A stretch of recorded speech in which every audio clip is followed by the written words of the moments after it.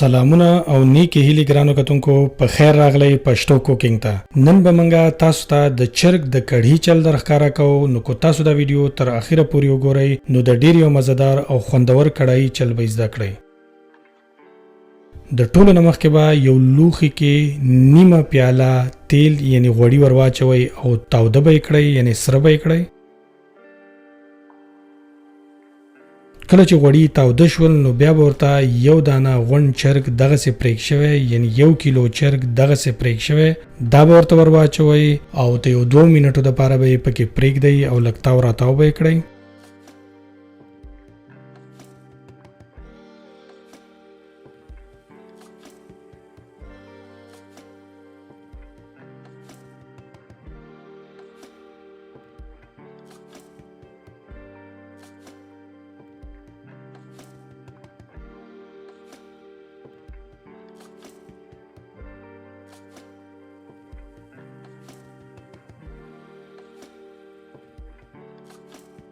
اوس به ورته یوه وړه قاشوغه مالګه یا د خپل ذایقې مطابق څوک کمه خوري څوک زیاته دا به ورته ور واچوئ او دا به پکې هم تاو راتاو کوئ او مکس به یې کړئ پکې.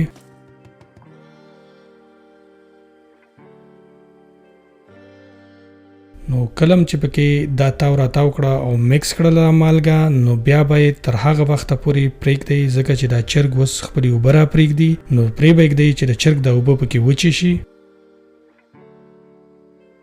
نو اوبه چې را پرېږدي بیا به دغسې ښکاري.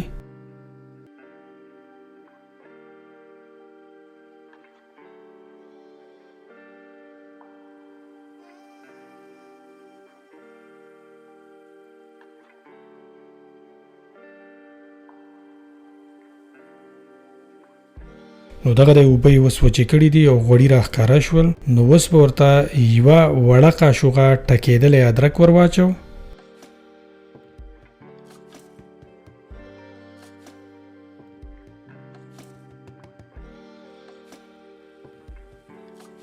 او په دې ادرکو کې به یې اوس ښه سور کو.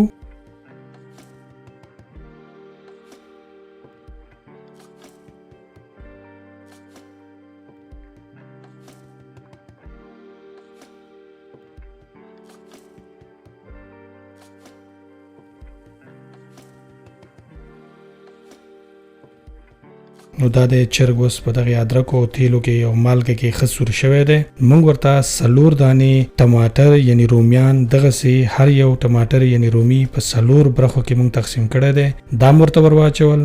دا به پکې ښه ولړئ او ځای په ځای به یې کوئ سر به پې کېږدئ او په درمیانه ور باندې به بیا د 15 منټو دپاره پرېږدئ. دا رومیان یعنی ټماټر به هم نرم شي او دا چرګ به پکې هم ښه پوخ شي. احتیاط وکئ چې اور هم درمیانه وي.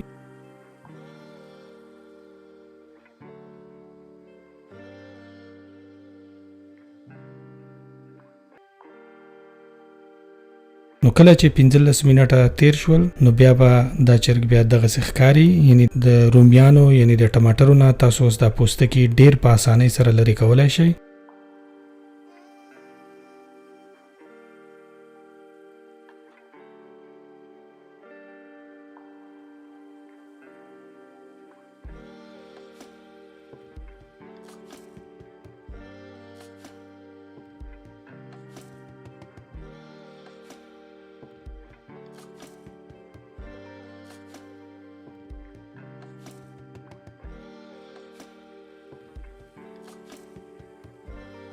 دا کم ټماټر یعنی رومیان چې دغسې ژوندي دا به هم وټکوئ. نو کلم چې د دې ټماټرو نه دا ټول پوستکي لرې کړل بیا به پسې اور تیز کړئ او د یو 15 منټو دپاره به په تیز اور باندې یې پرېږدئ.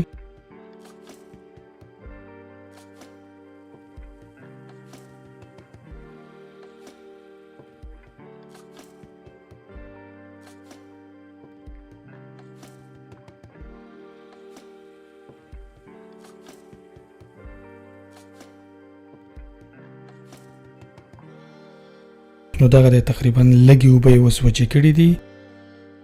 نیمه وړه قاشوغه تور مرچکی به ورته ور واچوئ او دې کې به یې ښه ګډوډ کړئ او مکس به یې کړئ پکې او بیا به یې تر هغه وخته پورې په دې کې سور کړئ چې تر کم وخته پورې دا غوړي پکې راښکاره نه شي. کله چې په دې کې غوړي راښکاره شول 90% زموږ چرګ بیا تیار دی.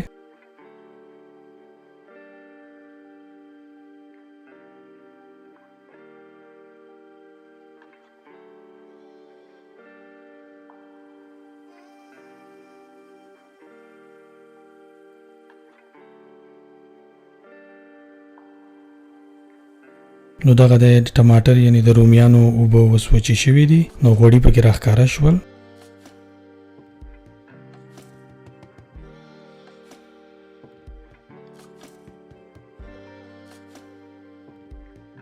یو دانه مرچکې پرېښ شوی او یو دانه روغ مرچکې به ور واچوئ. تارخه ستاسو خپله خوښه که ورته اچوئ، د چا ډېر تریخ خوښېږي، د چا کم. نو خپله مو خوښه ده چې څومره ورته تارخه ور اچوئ مرچکې، خو شین مرچکې به ورته ور اچوئ.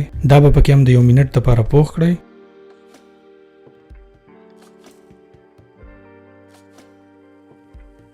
اوس به ورته د ادرکو یو څو دانې دغسې ټوټې اوږدې پرېښ شوي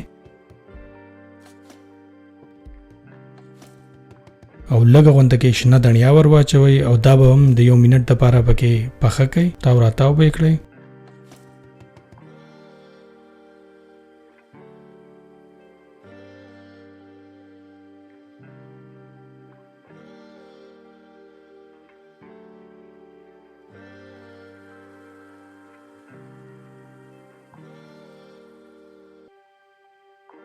نو دا د زمونږ کړهی اوس تیار دی. په آخر کې پکې هم تاسو کولی شئ چې یو څو د ادرک ټوټې د پاسه پې ور واچوئ سره د شنې دڼیا.